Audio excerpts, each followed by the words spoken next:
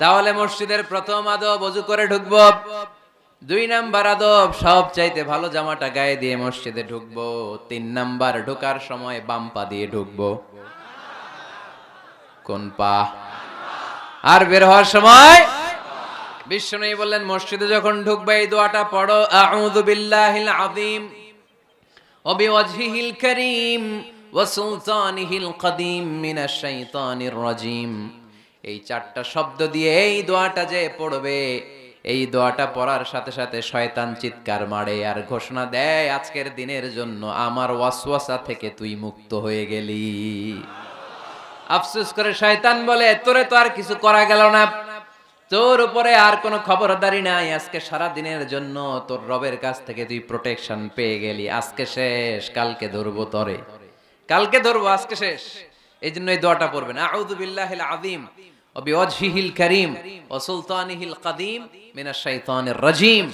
এই রেকর্ড হইতেছে, ইউটিউবে শুনে নিন, এটা পড়বেন। এরপরে নবীর একটা সালাম দিবেন, আসসালামু আলাইকা আইয়ুহান নবী ওয়া রাহমাতুল্লাহি ওয়া বারাকাতুহু। তারপরে ডান পা দিয়ে ঢুকবো আমরা। মসজিদে ঢোকার সময় কোন পা? সবাই বলেন আরো জোরে, মনে থাকবে, ভুল হবে না তো?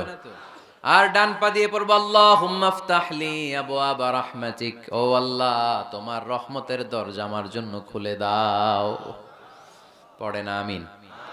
আর যখন বের হব তখন বাম পা দিয়ে বেরোবো। কোন পা?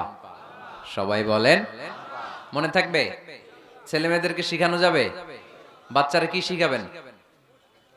ঢোকার সময়, বের হওয়ার সময়, ঢোকার সময়, বের হওয়ার সময়। আর বের হওয়ার সময় পড়ব আল্লাহুম্মা ইন্নী আসআলুকা মিন ফাদলিক, আল্লাহ আমি আপনার কাছে ফদল চাই। ঢোকার সময় রহমত চাই, বের হওয়ার সময় ফদল। ফদল মানে রিজিক। রিজিক কি মসজিদে থাকে না মসজিদের বাইরে?